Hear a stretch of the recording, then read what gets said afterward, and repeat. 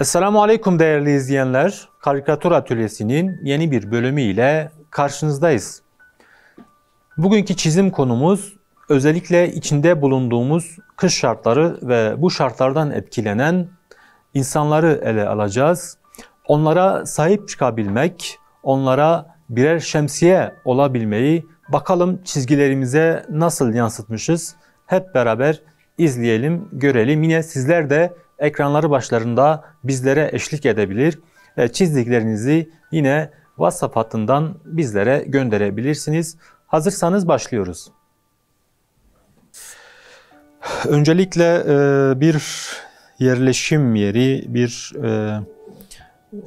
mevki, yani özellikle bu şartlardan etkilenen kimi yardıma muhtaç insanlar, kimi belki de mülteciler veya savaştan etkilenen insanların olunduğu bir mevki çizeceğiz.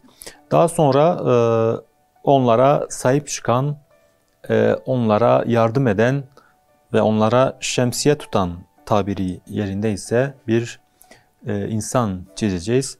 Ve bu aslında hepimizi temsil ediyor. Olması gereken de budur. Öncelikle şöyle kurşun kalemle başlıyorum ve şuraya bir yer çiziyorum. Yani yerleşim yeri çiziyorum. Şöyle.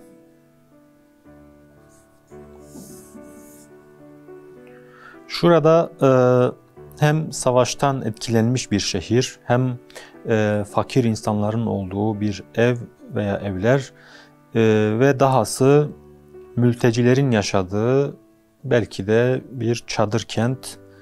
Hepsini bir arada yapacağız. Şöyle başlayalım.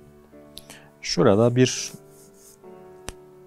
savaştan etkilenmiş bir coğrafya, ki bu zaten maalesef İslam coğrafyası oluyor. Şöyle başlayalım. Bir cami. Şöyle minaresi yıkılmış.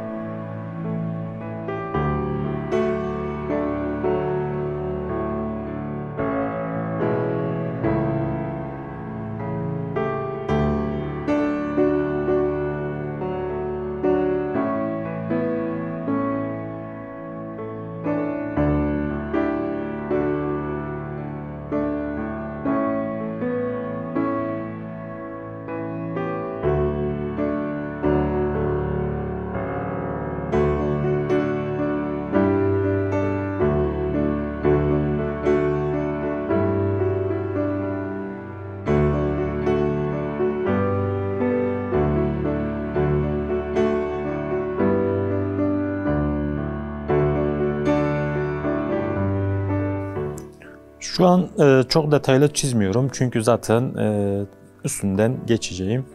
O yüzden şöyle önümü görmek için şöyle kabataslak çiziyorum.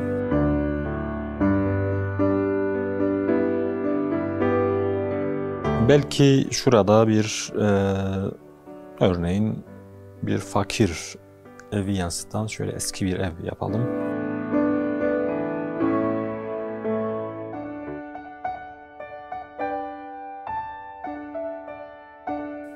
Şöyle derme çatma bir ev olsun.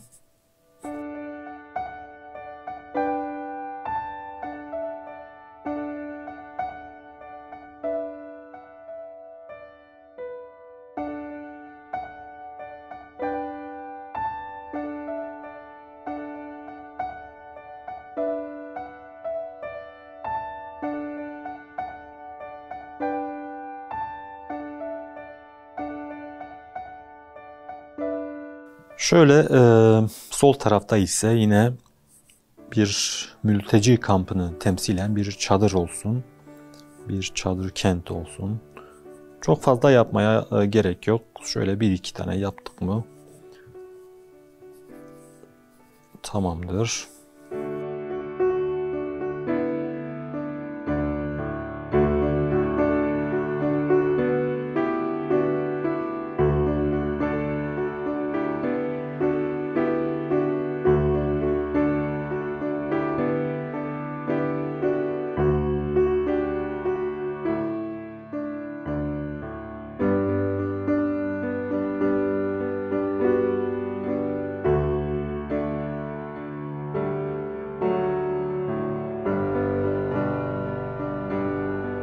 Şurada ise birkaç insan yapalım. Örneğin mülteci şeklinde veya biraz daha üstü başı yani muhtaç olduğunu gösteren birkaç fotoğraf yapalım. Örneğin şurada bir çocuk olsun. Şöyle elini uzatmış, yardım bekliyor.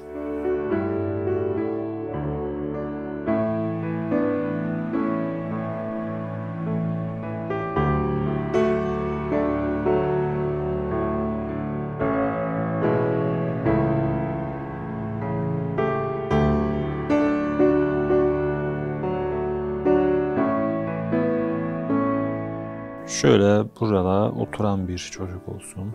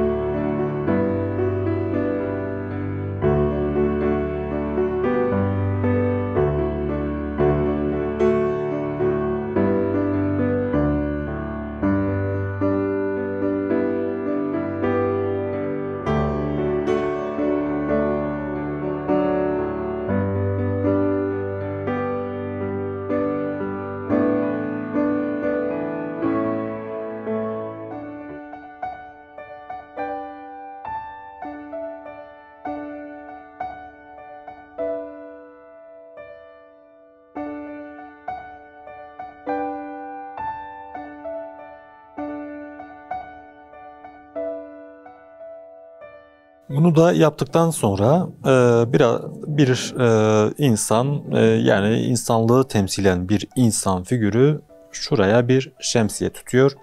Yani bunlara sahip çıkıyor. Onları belki de soğuktan, yağmurdan koruyor. Temsili olarak şöyle bir insan yapalım. Şurada.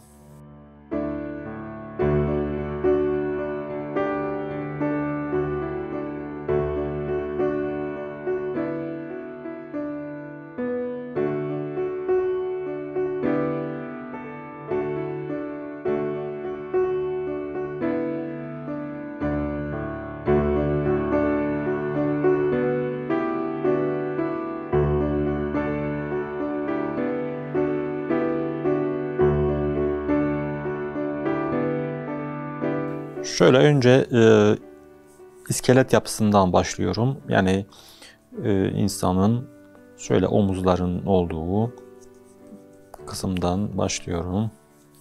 Önce iskelet yapısından başladık mı daha sonra ona giydirmek daha basit oluyor. Şöyle bir kabataslak yani tahmini olarak hayal ederek göz önüne alarak bunları yapıyoruz.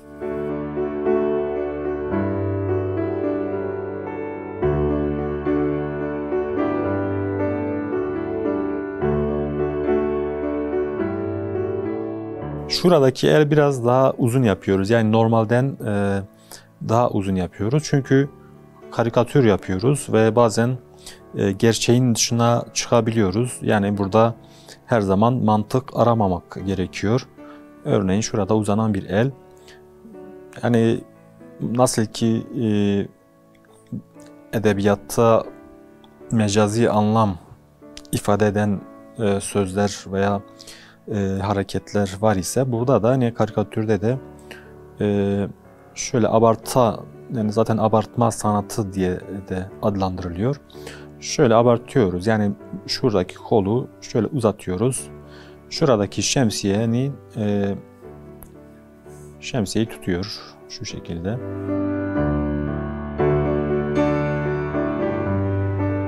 Şurada elbise giydirelim. Şöyle biraz daha 3 boyutlu bir hal alsın diye. Şurada insan figürünün yan profilden görüntüsünü yapıyoruz.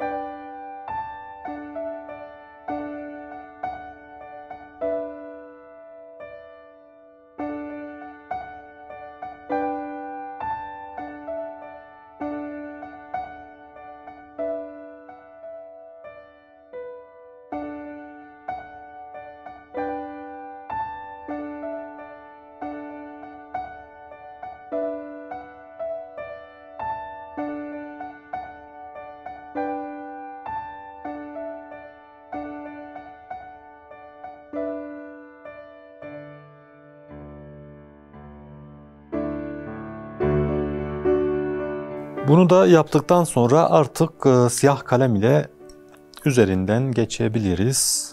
Biraz daha ayrıntılı görmüş olacağız. Şöyle yine yumuşak uçlu bir kalemimi alıyorum.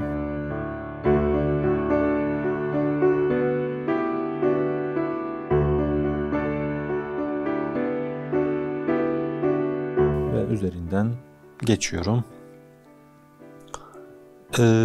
Şöyle yine hem arka taraftan da başlanılabilir ya da ön taraftan da başlamak çok şu şekilde fark etmiyor. Yani artık hangisinin önde hangisinin arkada olduğunu biliyorsanız öndekini çizerken zaten arkadaki görünmeyecektir.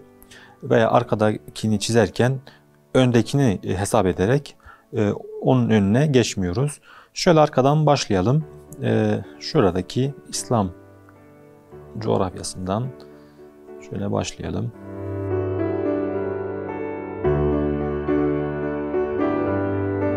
Çok ayrıntılı çizmiyorum çünkü yıkılmış bir şehir ve uzakta görünen bir şehir. O yüzden net görmüyoruz. Net görmediğimiz için de net çizmiyoruz çünkü bakış açısına göre bazen net olmadığı zaman uzaklık ifadesini belirtiyor. O yüzden bunlara da dikkat etmek gerekiyor. Daha sonra ışık ve gölgeye de gireceğiz. O yüzden şu an sadece dış çizgilerinden başlıyorum.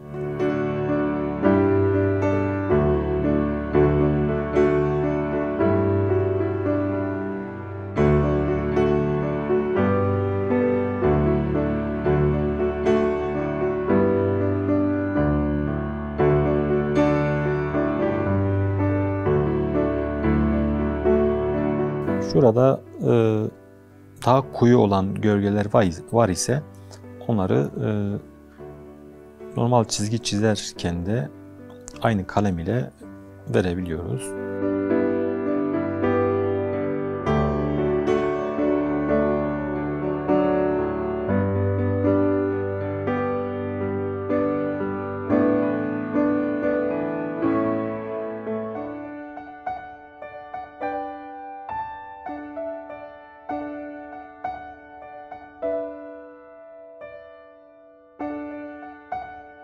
Şöyle öndeki eli çiziyorum çünkü en üstte olacaktır. O yüzden önce çiziyorum ki onun üzerinden geçmeyelim diye.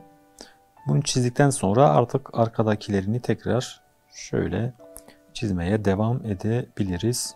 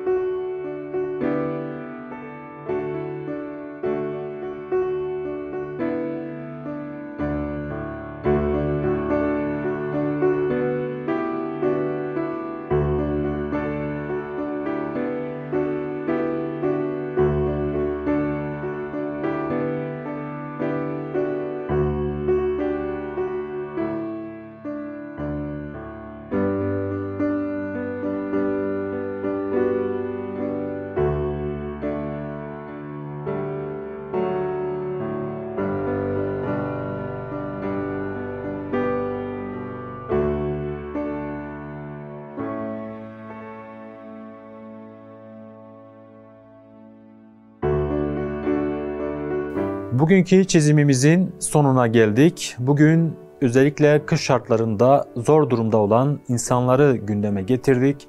Onlara sahip çıkabilmeyi, onlara birer şemsiye olabilmeyi ele aldık.